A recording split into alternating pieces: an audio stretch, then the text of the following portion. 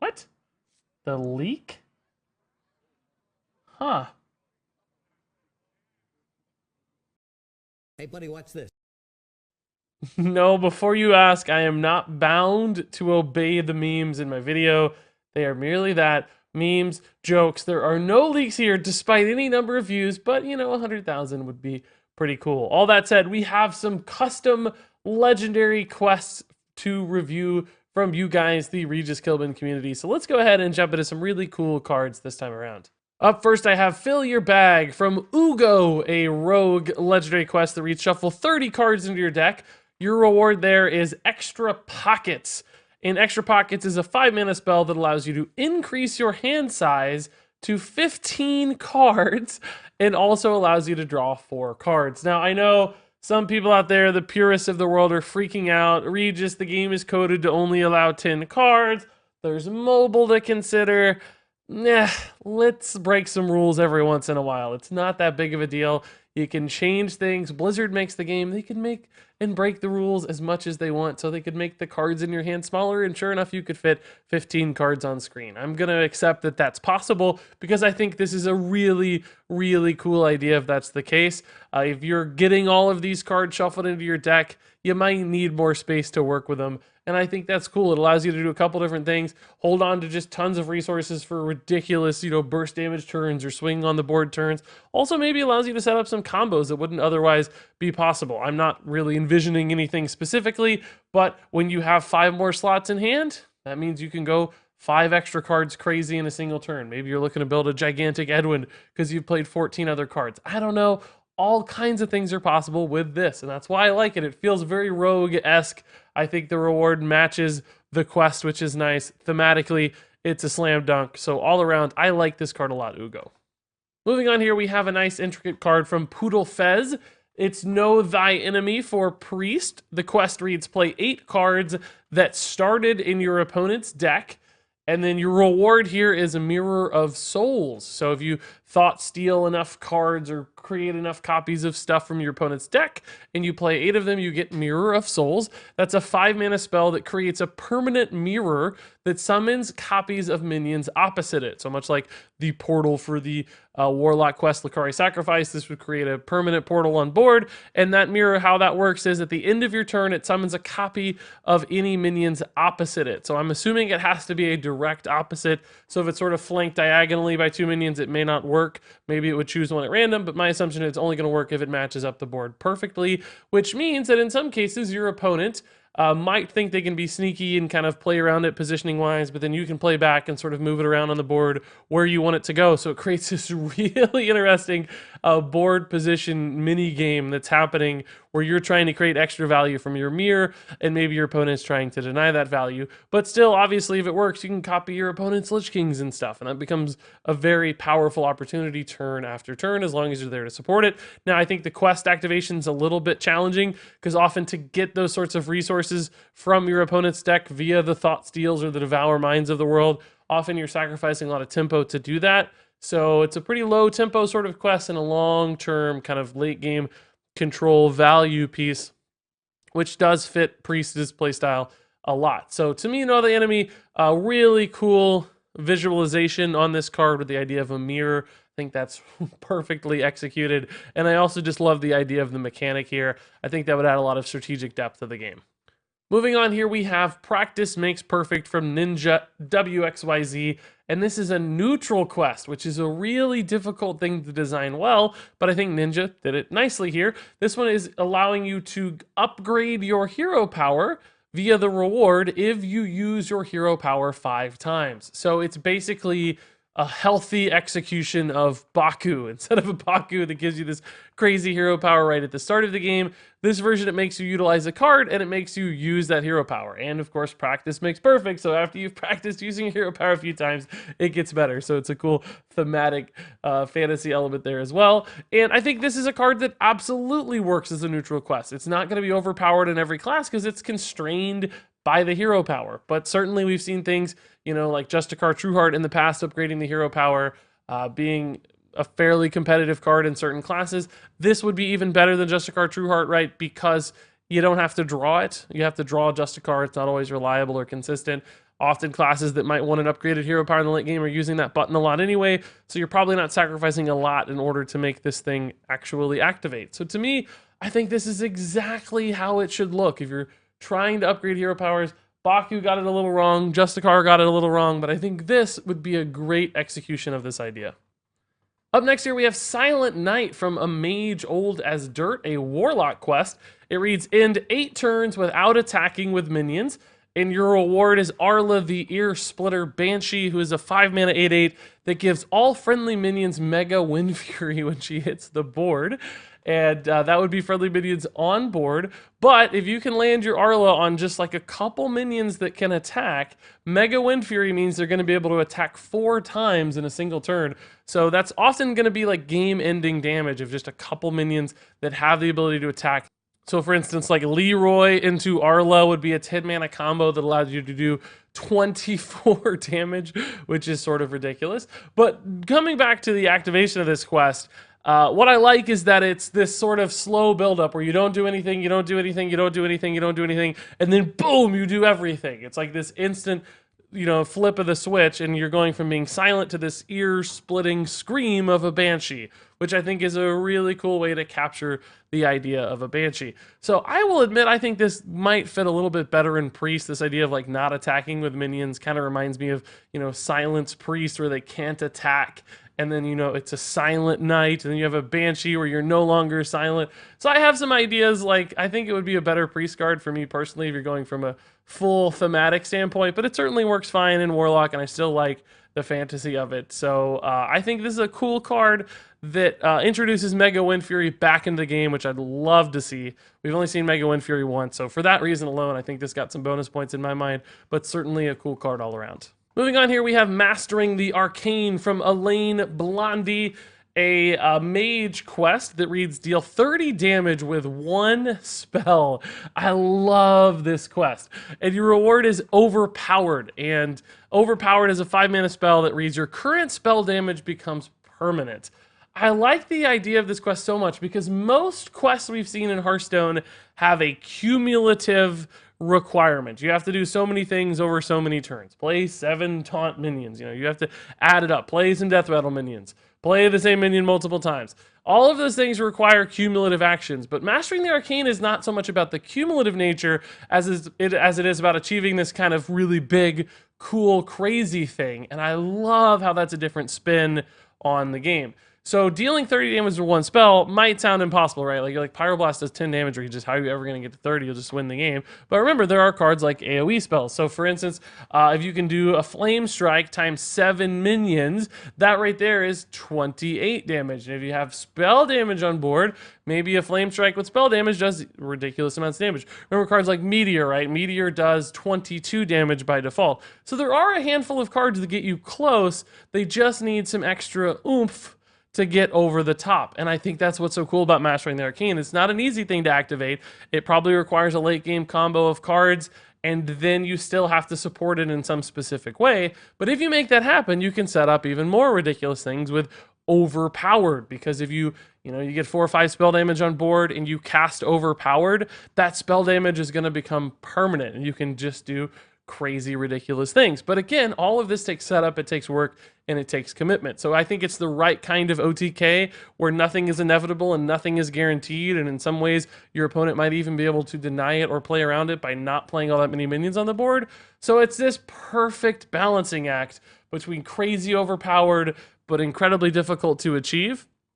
And I think that's why I like this card so much. Plus it just flips the quest mechanic from a cumulative aspect. I think that's really neat too. So all that said, I think this card would be awesome to see. Maybe it's a little overpowered in some way. Somebody's going to figure out a busted combo. I don't care. The theme, the idea, the mechanic behind it are really awesome. Moving on here, I have Voodoo Workings from Franklin Bobsworth, a shaman legendary quest that requires you to play 5 totems, and you get the Witch Doctor as your reward. The Witch Doctor is a 5-mana 8/8 with a battle cry. For the rest of the game, your totems have +2/+2. So kind of like Crystal Core for Rogue, where you just buff all of your totems for the rest of the game, whether they're summoned or played. And with Voodoo Workings, be very noteful here that it does say play 5 totems, not summon. So your hero power does not contribute to this game plan. You need to play things from hand, like maybe your Flame Tongue totems, Manatide totems, Nightmare Amalgam right now would actually help activate this. Or maybe you could bounce totems back to hand if you wanted to with like a Youthful Brewmaster on a hero power totem to replay it, and that would help you. But it's not going to be super duper easy to complete this. You have to draw the totems before you can complete it. It's not going to be particularly hard either, I don't think, right? But then the challenge becomes, do you have enough totems? Is a +2/+2 buff on your hero power enough to make things work? And I think there are some questions to be answered there. This is a great, universally good effect. And, summoning 2/4 totems with a hero power instead of a 0/2 is a very powerful difference. Getting that 2/4 taunt would be awesome for 2 mana. But I don't think it's like ridiculously overpowered still. A 2 mana 2/4 is not like the be-all, end-all of Hearthstone plays. So what kind of deck makes this work? Is it consistent enough? Is the output there? I'm not sure, but I think just having a way to support totems would be awesome for Shaman. They've always kind of felt like an afterthought or a secondary element of the class. I'd like to drive some actual action through those totems. Shaman has had some attempts in the past at that from Blizzard, but they never really took off or worked. I think this one would go a lot farther towards helping to achieve that totem shaman style of play. So this is personally something that I'd like to see. Up next here, we have Blood Offering from Hema Memes, a Warlock quest. It reads, deal 40 damage to friendly characters, and your reward is Gift of the Legion, a 3-mana spell that gives all cards in your hand and deck lifesteal. So this is a pretty crazy card, right? You have to damage your stuff a lot, but if you do and you manage to stay alive or still be in the game through that point, then you get this ridiculous lifesteal buff on your spells and your minions, and only cards. Now there are some cards, right, that wouldn't work particularly well with Gift of the Legion's effects because they don't do damage. In those cases, they just wouldn't do anything. But suddenly your Hellfire, for instance, has lifesteal. That is absolutely bonkers, right? If Hellfire has lifesteal, you're going to clear the board and you're going to heal to full. So if you manage to get this off, it's going to give you some pretty crazy healing opportunities. But keep in mind, you got to deal 40 damage to friendly characters, which isn't always all that easy. Like, you can't often deal 40 damage to your face or you're just going to be dead outside of some really awesome healing cards. Then the more healing cards you run, the worse Gift of the Legion gets. You need enough damage cards and minions to make Gift of the Legion good. If you run those, you may not have enough ways to damage yourself. So there's this, again, a balancing act here. And finding the right deck to support this, I think, would actually be rather challenging. Now, of course, Warlock does have things like Defile and Hellfire, where they're dealing additional damage to their own cards. It's not like it's always going to be your face. But nonetheless, we've seen a lot of cards in Warlock that are trying to support this style of play, the sort of self-damage Warlock that hasn't gotten there. Sure, you could tweak the numbers on this one to make it feel a little bit better, but I think this sort of card that gives you that late game payoff would be really cool to help you recover all that self-damage you do. So for me, Blood Offering fits the class and the mechanic really nicely.